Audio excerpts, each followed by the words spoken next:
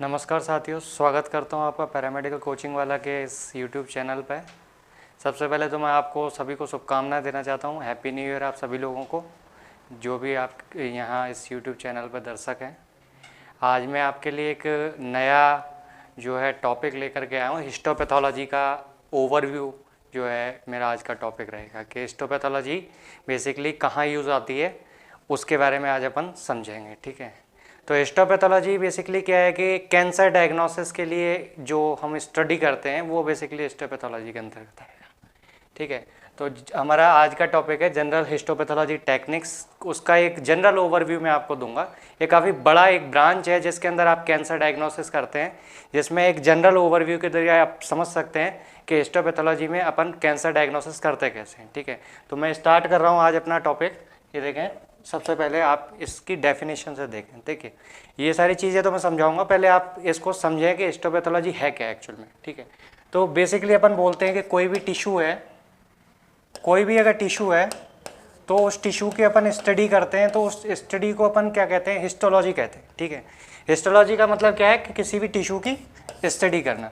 जैसा कि डेफिनेशन में आप ये देख रहे हैं कि histology is a department of anatomy that deals with the minute structure, composition and function of tissue. यानी कि किसी भी टिश्यू की स्टडी करना, उसके माइन्यूट स्ट्रक्चर को अपन क्या कर रहे हैं, स्टडी कर रहे हैं, तो वो बेसिकली क्या कहलाता है, हिस्टोलॉजी। और बेसिकली अगर इसमें अगर पैथोलॉजी वर्ड साथ में जोड़ दिया जाए तो पैथोलॉजी जो है वो किसी भी डिजीज टिश्यू की स्टडी को हम कहेंगे। ठीक है, कोई भी अगर डिजीज टिश्यू है तो उसकी अगर हमें स्टडी करनी है तो हम उसको क्या कहते हैं, हिस्टोपैथोलॉजी कहते हैं। ये देखें, तो इसे क्या लिख रखा है, it is a branch of pathology which deals with the disease of disease tissue और ऑर्गन। मतलब अगर कोई ऐसा टिश्यू जिसके अंदर कोई पर्टिकुलर डिजीज हो गई है, कोई बीमारी हो गई है, उसका अगर हम डायग्नोसिस करना चाह रहे हैं तो उसको हम किसके अंतर्गत करते हैं, हम हिस्टोपैथोलॉजी के अंतर्गत करते हैं। Histopathological diagnosis studies proved is one of the effective means in the diagnosis of tissue abnormalities, benign and malignant condition। ठीक है, तो सबसे पहले अपन ये देखें कि कैंसर एक्चुअल में होता क्या है, कैसे कैंसर जो है मतलब कोई एक नॉर्मल सेल एबनॉर्मल सेल में कन्वर्ट हो जाती है। तो जैसे सपोज अपन मान के चले कि एक सिंगल एक सेल है, इनमें क्या होता है, जब डिवीजन होता है तो माइटोसिस के जरिए 1 से 2 सेल बनती है, 2 से 4 सेल बनती है। ठीक है, और इस तरीके से इनका प्रोग्रेसिव जो है क्या होता है, डेवलपमेंट होता है। बट अगर एक ऐसी कंडीशन जिसके अंदर इस सेल के अंदर किसी टाइप का म्यूटेशन हो जाए,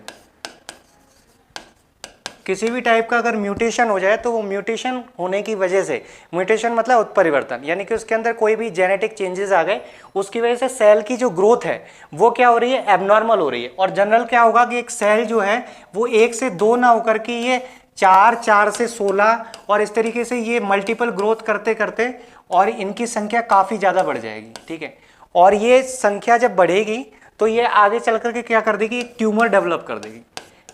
ट्यूमर का मतलब है कि आपका वो टिश्यू का जो मास है वो पर्टिकुलर ऑर्गन के अंदर वो क्या हो गया है, एनलार्ज हो गया है और हमारे बॉडी के अंदर बाहर आपको वो दिखाई दे रहा है, तो वो बेसिकली क्या है, ट्यूमर है। अब कोई भी सेल होती है तो उसमें एक नॉर्मल नेचर पाया जाता है कि उसमें कॉन्टैक्ट इनहिबिशन का नेचर प्रेजेंट है। यानी कि कोई भी सेल है वो अपने दूसरा वाला जो पड़ोस का सेल है उसको क्या करेगी, ओवर ग्रोथ होने से प्रिवेंट करेगी। बट कैंसर सेल के अंदर ये जो आपका कॉन्टैक्ट इनहिबिशन का नेचर है, ये कॉन्टैक्ट इनहिबिशन का नेचर क्या हो जाता है, खत्म हो जाता है। और ये कॉन्टैक्ट इनहिबिशन की नेचर के खत्म होने की वजह से ही क्या होता है कि सेल में एबनॉर्मल ग्रोथ देखने को मिलती है। ठीक है, तो ये बेसिकली कैंसर का एक तरीका है कि किस तरीके से कैंसर होता है। तो अपन ये कहते हैं कि सेल में कॉन्टैक्ट इनहिबिशन का जो नेचर है वो खत्म हो गया है, इसकी वजह से सेल क्या हो रही है, एबनॉर्मल ग्रोथ कर रही है, और वो जो है आपके पर्टिकुलर टिश्यू में एबनॉर्मल ग्रोथ ही आपको ट्यूमर के रूप में दिखाई देती है, और हमारे बॉडी के अंदर किसी भी पार्ट के अंदर वो ट्यूमर डेवलप हो सकता है। ठीक है, अब ये जो कैंसर है, आपकी ये जो एबनॉर्मलिटीज हैं वो 2 तरीके की हो सकती है। एक हो सकती है बिनाइन कंडीशन और एक हो सकती है मैलिग्नेंट कंडीशन। तो बिनाइन कंडीशन अपनी कही है कि वो कंडीशन जिसके अंदर क्या होगा कि जो टिश्यू है उसके अंदर जो एबनॉर्मल ग्रोथ है वो क्या होगी, एक लिमिटेड रीजन में प्रेजेंट होगी। ठीक है, उसका क्या होगा, मेटास्टेसिस या फिर वो ओवर ग्रोथ करके दूसरे स्थानों पर नहीं जाती।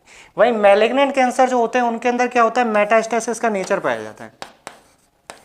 मेटास्टेसिस का नेचर मतलब है कि मेटास्टेसिस का नेचर का मतलब है कि ये क्या करेगा, फैलने वाला नेचर है। मतलब ये क्या करेगा, एक जगह से दूसरी जगह फैलेगा।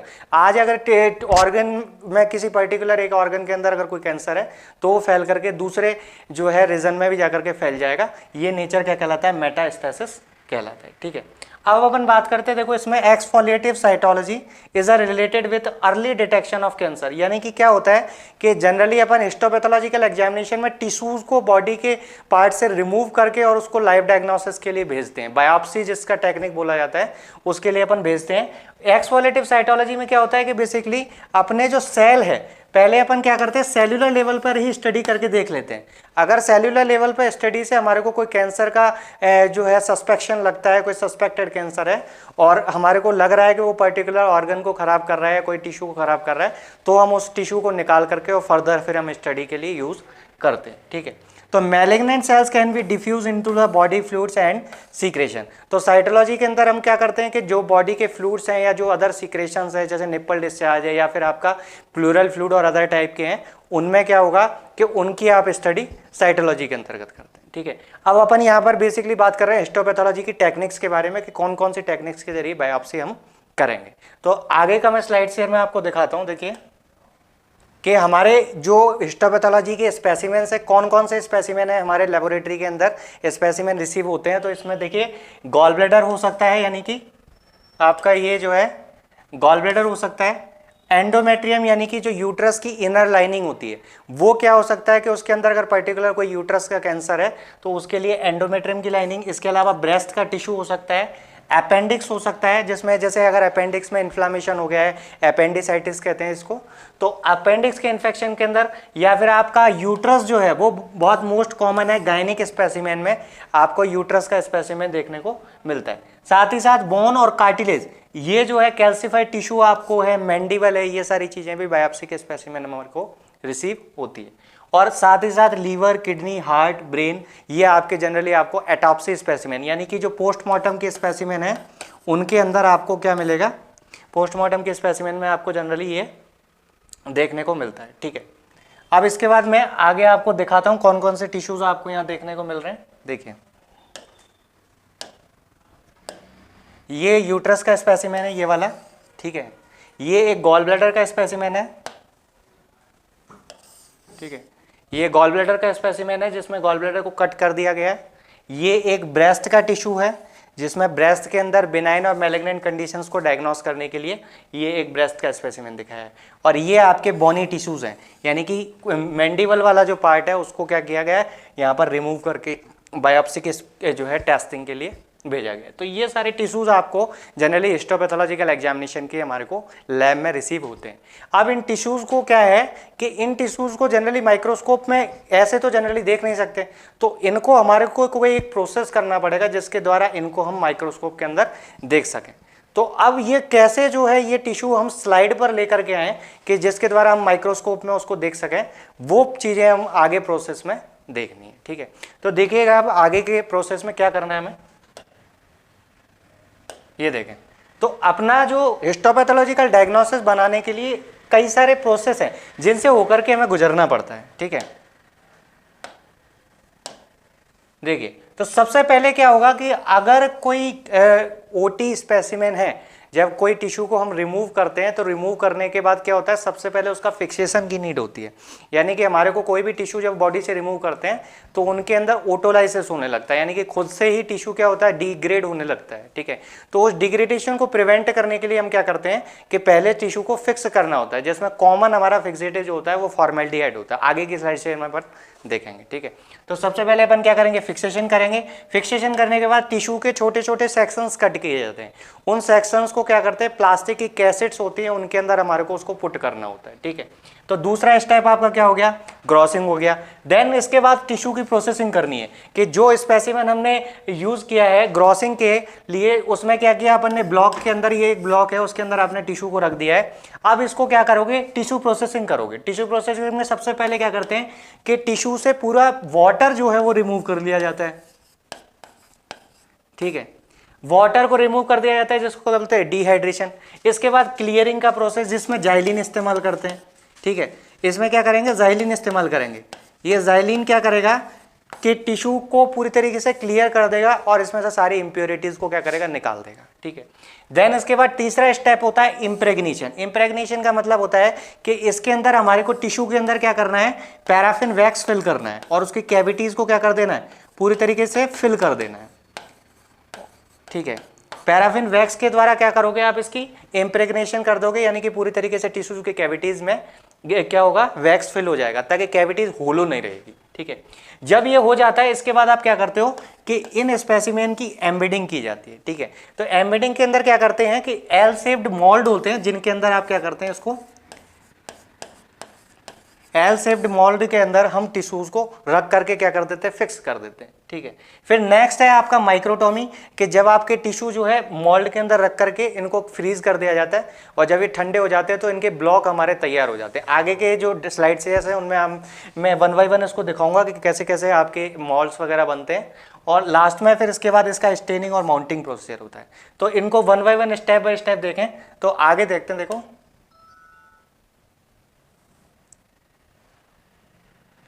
तो इसमें लेबोरेटरी रिक्वायरमेंट हम देखें कि क्या क्या लेबोरेटरी रिक्वायरमेंट होती है। तो एक तो होता है स्पेसिमेन कंटेनर, जो आपको स्पेसिमेन हमारे हैं उनको क्या करना है, प्लेस करना है कि टिश्यूज को रखने के लिए हमारे क्या होते हैं, प्लास्टिक के कंटेनर होते हैं।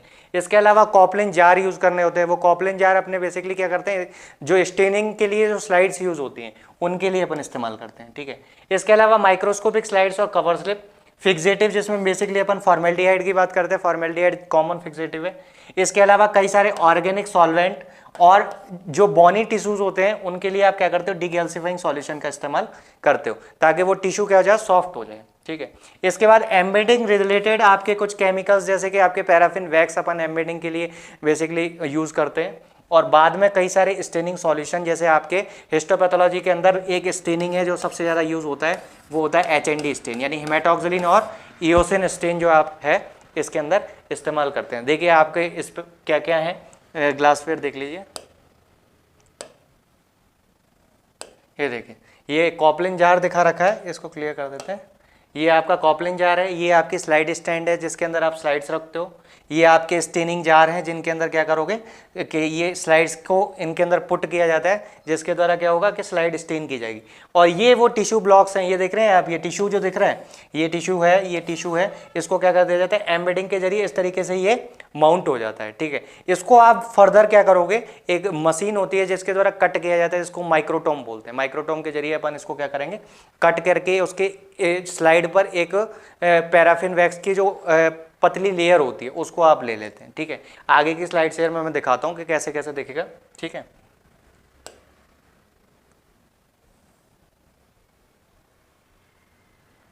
ग्लासवेयर ये भी दे रखे हैं आपको, ये कवर स्लिप होती है। जनरली जब टिश्यू को स्लाइड पे ले लिया जाता है तो स्टेनिंग करने के बाद अपन को टिश्यू को क्या करना होता है, फिक्स करना होता है। ठीक है, इसमें क्या करना होता है, टिश्यू को स्लाइड से ये निकल ना जाए इसलिए क्या करते हैं, टिश्यू को फिक्स करने के लिए अपन क्या कर लेते हैं, इसको कवर स्लिप इस्तेमाल करते हैं। ठीक है, कवर स्लिप के जरिए क्या करेंगे, टिश्यू को फिक्स कर दिया जाएगा। ठीक है, इसके अलावा ये स्पेसिमेन कंटेनर है और ये माइक्रोस्कोपिक स्लाइड ट्रे है जिनके द्वारा आप स्लाइड को पुट करने के लिए इस्तेमाल करेंगे। ठीक है,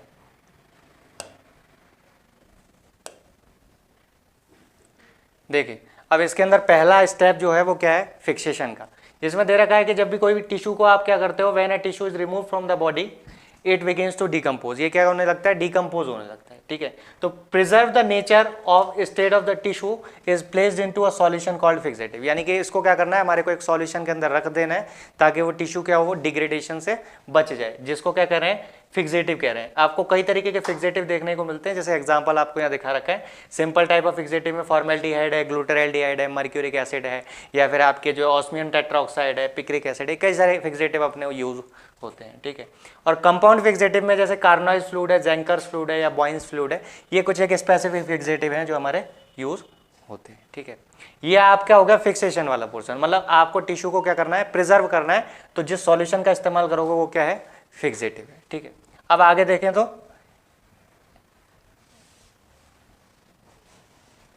ये आपके ग्रॉस रूम और ग्रॉस स्टेशन जो होता है उसके अंदर आपके इक्विपमेंट जो यूज होते हैं वो आपको देख रहे हैं।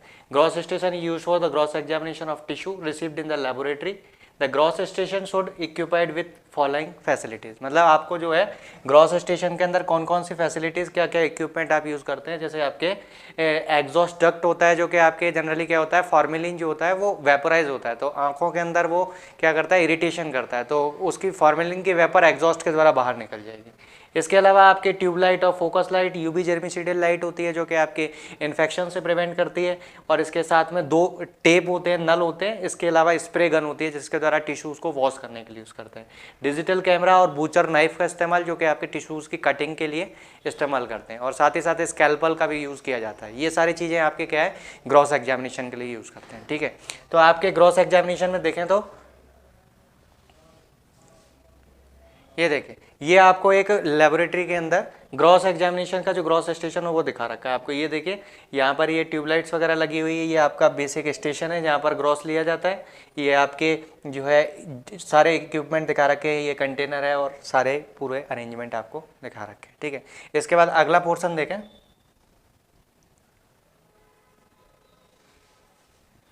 देखिए, ये भी एक ग्रॉस स्टेशन का ही डायग्राम है, जिसके अंदर ये आपका एक ट्रे है जहाँ पर ग्रॉस परफॉर्म किया जाता है, और ये कंटेनर्स और ये अपने स्प्रे गन और ये सारी चीज़ें दिखा रखी है। ठीक है, ये वॉशिंग के लिए आपका एक कंटेनर है जहाँ से जो है वाटर सप्लाई होता है। ठीक है ना, और ये आपका टेप लगा हुआ है। ठीक है, देखिए फिर नेक्स्ट स्टेप आपका टिश्यू प्रोसेसिंग का आता है। जैसे कि मैंने बताया था कि after fixation is complete the tissue is subjected to preparation of thin section for viewing under the microscope, यानी कि आपको माइक्रोस्कोप में देखने के लिए पहले टिश्यू को प्रोसेस करना होता है। ठीक है, तो इनके अंदर कौन कौन से स्टेप्स हैं जिनके जरिए होता है। तो सबसे पहले डिहाइड्रेशन, जो कि आपके इथाइल अल्कोहल या फिर आइसोप्रोपाइल अल्कोहल के जरिए होता है। ठीक है, तो इनमें क्या है, एक तो इथाइल अल्कोहल है, एक आइसोप्रोपाइल अल्कोहल है, जिनके द्वारा क्या किया जाता है, टिश्यू से वाटर को रिमूव कर दिया जाता है। तो ये लिख रखा है, it means the remove of water from the tissue, example के लिए ये बता रखे हैं।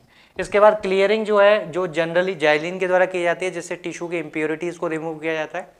और देन उसके बाद आता है इम्प्रेग्नेशन प्रोसेस। इम्प्रेग्नेशन में क्या करेंगे, paraffin is use for the impregnation process and it means to replacement of clearing agent with the embedding medium, यानी कि जो क्लियरिंग एजेंट आपका जाइलिन है, उसको जो है इम्प्रेग्नेशन मेथड में क्या करेंगे कि आप जो है उस जाइलिन को पैराफिन वैक्स से रिप्लेस कर देते हैं। ठीक है, ये आपका एक जनरल टिश्यू प्रोसेसिंग है। ठीक है,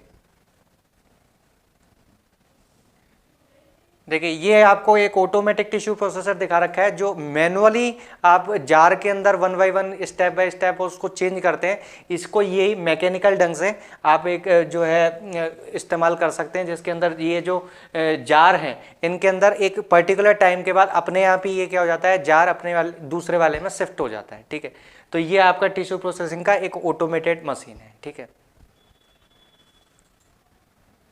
देन इसके बाद जब प्रोसेसिंग हो चुकी होती है, फिर आता है आपका एम्बेडिंग वाला प्रोसेस। ठीक है, जिसके अंदर क्या है, embedding means the making of block, यानी कि इस टेक्निक के जरिए क्या करते हो, आप ब्लॉक फॉर्मेशन करते हो, जिसके द्वारा टिश्यू का क्या होगा कि एक पैराफिन वैक्स के अंदर अपन को उसको क्या करेंगे, पूरी तरीके से फिक्स कर दिया जाएगा टिश्यू। ठीक है, जैसे कि embedding means the making of block. In this process the impregnated tissue is placed in a warm liquid paraffin which form a frame block after the cooling, यानी कि इसको क्या करते हैं कि ये जो है एक पैराफिन वैक्स के अंदर अपन उसको रखेंगे, तो प्रॉपरली क्या होगा कि ठंडा होने के बाद एक पूरा प्रॉपर ब्लॉक का फॉर्मेशन हो जाता है। ठीक है, embedded tissue can be easily cut on the microtome and tissue are oriented in the base mould containing the paraffin wax, यानी कि जो आपका एक एल मोल्ड होता है, उसके अंदर आप क्या करोगे, टिश्यू को पुट करके और उसके ऊपर आप कैसेट रख देते हो, और बाद में जो है उसके अंदर क्या करोगे, वैक्स डाल करके उसको ठंडा करने के लिए रेफ्रिजरेटर में रख दिया जाता है। L set mould will be with heavy metallic brass is use for the tissue embedding. देखिए अगले डायग्राम में मैं दिखाता हूँ कि कौन कौन से मोल्ड अपन यूज करते हैं। ये आपका एम्बेडिंग स्टेशन है, जिसके अंदर ये आपका एम्बेडिंग स्टेशन के अंदर एल मोल्ड दिखा रखे हैं। इनके अंदर क्या होगा कि ये वैक्स आपको आते हुए दिखाई दे रहा है। ठीक है, ये जो है आपका वैक्स, यहाँ पर इसके अंदर टिश्यू रखा जाएगा और टिश्यू के साथ यहाँ पर ये क्या होगा, वैक्स फिल करके और यहाँ पर ब्लॉक रख दिया जाता है। ठीक है, और ये जो है लास्ट में जब आपका ठंडा हो जाएगा तो इस तरीके से आपको ब्लॉक दिखाई देगा, जिसमें ये छोटा सा जो दिख रहा है वो आपका क्या है, टिश्यू है। ठीक है, अब इसको फर्दर अपन क्या करेंगे, कटिंग के लिए माइक्रोटोमी के लिए लेके जाते हैं, जिसमें सेक्शंस की कटिंग करके और पतले पतले रिबन बनाए जाते हैं। ठीक है, तो देखिए आगे ये देखिए, इसमें टिश्यू एम्बेडिंग स्टेशन और दिखा रखा है एक, कि जिसके अंदर क्या होता है, यही सारा काम जो अपना एम्बेडिंग का मैनुअल कर रहे हैं उसी को आप एक ऑटोमेटेड मेथड के द्वारा भी टिश्यू एम्बेडिंग स्टेशन पर परफॉर्म किया जा सकता है। ठीक है, देखिए ये फिर इसके बाद है माइक्रोटोमी, यानी माइक्रोटोमी वो प्रोसेस है जिसके द्वारा आप क्या करोगे, टिश्यू को कट करोगे। The tissue are stained and observe under the microscope. जब इनको सेक्शंस को कट कर दिया जाता है तो स्टेनिंग करने के बाद आप इसको माइक्रोस्कोप में इजीली देख सकते हैं और पर्टिकुलर टिश्यू के अंदर होने वाले बेनाइन और मैलिग्नेंट कैंसर को आइडेंटिफाई कर सकते हो। ठीक है, there are many type of microtome use in the histopathology laboratory. देखिए कई टाइप के माइक्रोटोम हैं जो हमारे लेबोरेटरी में यूज होते हैं, जिसमें सबसे ज़्यादा जो आपका माइक्रोटोम आपके लेबोरेटरी में यूज होने वाला है वो आपका रोटरी माइक्रोटोम है। ठीक है, देखिए दोबारा से मैं दिखा देता हूँ, ये देखिए ये जो है आपका रोटरी माइक्रोटोम सबसे ज़्यादा यूज होने वाला लेबोरेटरी के अंदर जो आपका माइक्रोटोम है वो यही है। इसके अलावा स्लाइडिंग माइक्रोटोम है, स्लेज माइक्रोटोम है, और इसके अलावा रॉकिंग माइक्रोटोम और आपके कोल्ड माइक्रोटोम, फ्रीजिंग माइक्रोटोम और क्रायोस्टेट माइक्रोटोम, ये कई तरीके के माइक्रोटोम और यूज़ होते हैं। क्रायोस्टेट में क्या होता है कि आपका जो टेम्परेचर है माइनस टेम्परेचर यूज़ किया जाता है। ठीक है, तो इनमें क्या करते हैं, जो आपके कैंसर में इमीडिएट डायग्नोसिस की नीड होती है वहाँ पर आप क्रायोस्टेट माइक्रोटोम का इस्तेमाल करते हो। देखिए अगले डायग्राम में ये आपके माइक्रोटोम दिखा रखे हैं, जैसे ये आपका रोटरी है, ये आपका स्लेज माइक्रोटोम है, जो बड़े लार्ज सेक्शंस काटने के लिए आप स्लेज माइक्रोटोम यूज़ करोगे। और क्रायोस्टेट जो है वो आपका इस तरीके का मशीन होता है जिसके अंदर क्या है, आप टिश्यूज़ का एकदम माइनस टेम्परेचर यूज़ करके आप इसके सेक्शंस की कटिंग करते हैं। ठीक है,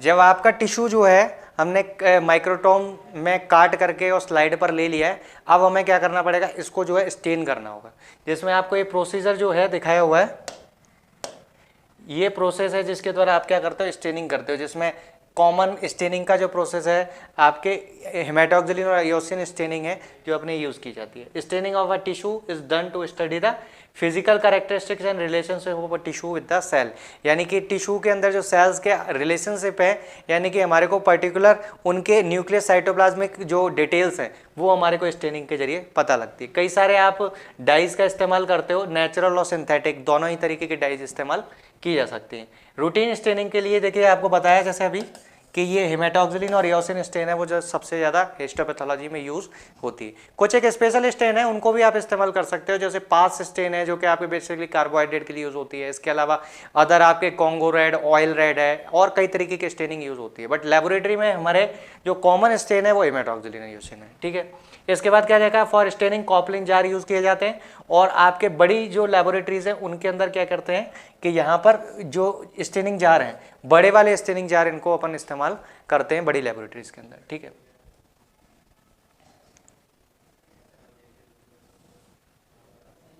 ये आपका एक ऑटोमेटेड स्लाइड स्टेनर है जिसमें आप स्लाइड्स को जो है ऑटोमेशन के जरिए क्या कर सकते हैं, स्लाइड स्टेन कर सकते हैं। ठीक है, जिनमें क्या होगा कि आपको स्लाइड को पुट करना है, वो 1 बाय 1 अपने एक पर्टिकुलर टाइम के बाद जो है वो अगले वाले जार के अंदर शिफ्ट हो जाएगी और जो है स्लाइड अपनी स्टेन हो जाएगी। ठीक है, ये ऑटोमेटेड स्लाइड स्टेनर है। ठीक है, अब इसके अंदर क्या होगा कि जब अपन को स्टेनिंग करनी है तो स्टेनिंग से पहले क्या करना होता है, कुछ प्रोसेस हैं जिनको हमें करना होता है, जिसके बाद अपन फर्दर स्टेनिंग के लिए जाते हैं। तो देखिए इसमें कौन कौन से हैं, the important step involve in the routine staining procedure follows. पहले है सबसे पहले ड्राइंग, यानी कि जो स्लाइड्स होती है उनको अपन क्या करते हैं, जो है हॉट एयर ओवन के अंदर रखते हैं। हॉट एयर ओवन के अंदर क्या होगा कि वो स्लाइड्स के जो सराउंडिंग वैक्स है वो क्या हो जाएगा, आपका रिमूव हो जाएगा, जो पर्टिकुलर टिश्यू जो है वही आपके स्लाइड के ऊपर रहेगा। तो ये आपका क्या कर रहा है, डीपैराफिनाइजेशन से पहले अपन ने उसको ड्राइंग कर लिया, देन इसके बाद डीपैराफिनाइजेशन प्रोसेस यूज करते हैं, जिसमें क्या होगा, to remove the paraffin from the slide after cooling it to the room temperature it is placed in the xylene for 5 minutes, यानी कि 5 मिनट के लिए आपको इसको जाइलिन के अंदर रखना है। और ऐसे ही 1-2 सॉल्यूशन जाइलिन के अंदर अपन इसको रखेंगे ताकि क्या होगा, ये पूरी तरीके से डीपैराफिनाइज हो जाएगा और पूरी तरीके से पैराफिन इससे निकल जाएगा। ठीक है, फिर नेक्स्ट होता है हाइड्रेशन वाला प्रोसेस, जिसमें क्या करते हैं, आप अल्कोहल की डिक्रीजिंग कंसेंट्रेशन के अंदर पहले एब्सोल्यूट अल्कोहल यूज करेंगे, फिर 90%, 80%, 70%, इस तरीके से आपके हाइड्रेशन का प्रोसेस करेंगे, जिसके द्वारा क्या होगा कि आपका जो वाटर है वो क्या कर दिया जाएगा, रिमूव कर दिया जाएगा। फाइनली जो ये स्लाइड्स हैं वो आपके डिस्टिल वाटर में क्या करते हैं, इसको वॉश करेंगे। ठीक है, और इसके बाद क्या होगा कि जब कंप्लीट हाइड्रेशन हो जाएगा, जब वाटर उसमें जो है इन्वॉल्व होगा, तो क्या होगा, अपन उसको फर्दर स्टेनिंग के लिए इस्तेमाल करेंगे। ठीक है, तो इसके बाद अपन देखेंगे यहाँ पर HE स्टेन कैसे की जाती है। ठीक है, तो HND स्टेनिंग करने का तरीका क्या है कि जैसे ही अपन ने उसको हाइड्रेशन कर लिया है, वाटर से पूरा तरीके से इसको वॉश कर लिया, तब अपने को क्या करना होता है, सबसे पहले टिश्यू को हेमाटोक्सिलिन का एक सॉल्यूशन होता है उसके अंदर आप 5 मिनट के लिए उसको रखते हो। उसके बाद 5 मिनट रखने के बाद आप क्या करोगे, उसको एक वाटर सॉल्यूशन के अंदर क्या करोगे, उसको टेप वाटर में अच्छे से जो है उसको वॉश कर लोगे। देन उसके बाद अपने को क्या करना होता है, जैसे ये आपको दिखा रखा है कि सबसे पहले आपने हेमाटोक्सिलिन के अंदर प्लेस किया है, प्लेस करने के बाद उसको टेप वाटर से वॉश किया है, फिर उसके बाद आप उसको एसिड अल्कोहल में डालोगे, देन उसके बाद उसको फिर टेप वाटर से वॉश करते हैं, फिर 2 मिनट के लिए आप उसको ईओसिन सॉल्यूशन के अंदर रखोगे और फाइनली आप उसको 95% अल्कोहल देन उसके बाद एब्सोल्यूट अल्कोहल के साथ उसको क्या करते हो, पूरा क्लियर कर लेते हो। लास्ट में जो है ज़ाइलिन के अंदर इसको हमें प्लेस करना होता है। ठीक है, ये है। और लास्ट में डिहाइड्रेट करने के बाद लास्ट प्रोसीजर जो आपका होता है वो क्या होता है, माउंटिंग का, जिसके अंदर DPX के जरिए आप उसको क्या करोगे, स्लाइड को माउंट कर दोगे और माउंटिंग के जरिए आपका प्रोसीजर कंप्लीट हो जाता है और उसको आप क्या करोगे, माउंटिंग के बाद पैथोलॉजिस्ट को रिपोर्टिंग के लिए दे देते हैं और वो फिर फाइनल रिपोर्ट करके बायोप्सी का डायग्नोसिस बनाता है। ठीक है, तो देखिए लास्ट आपका जो है माउंटिंग वाला स्टेप है, जिसके अंदर ये देखिए इसमें क्या दे रखा है, after staining the slide is mounted with the mounting media with the help of cover slip, यानी कवर स्लिप यानी कांच की एक छोटी सी पट्टी जिसके द्वारा क्या करोगे, आप उसको जो है माउंट करोगे। देखो अगले स्लाइड में मैं दिखाऊंगा, जिसमें कॉमन आपका जो यूज होता है वो आपका क्या है, DPX है। ठीक है, DPX या कनाडा बाल्सम, ये दोनों ही आप इस्तेमाल कर सकते हो माउंटिंग मीडिया के तौर पे। ठीक है, इसमें क्या होते हैं, आपके 2 तरीके के मीडिया हैं, नेचुरल और सिंथेटिक मीडिया। ठीक है, जिनके द्वारा आप इनको माउंटिंग करते हो और आपके इनका जैसे DPX है, इनका रिफ्रैक्टिव इंडेक्स 1.52 होगा और इसका भी कनाडा बाल्सम का भी 1.52 होता है। ठीक है, अगले डायग्राम में देखिए।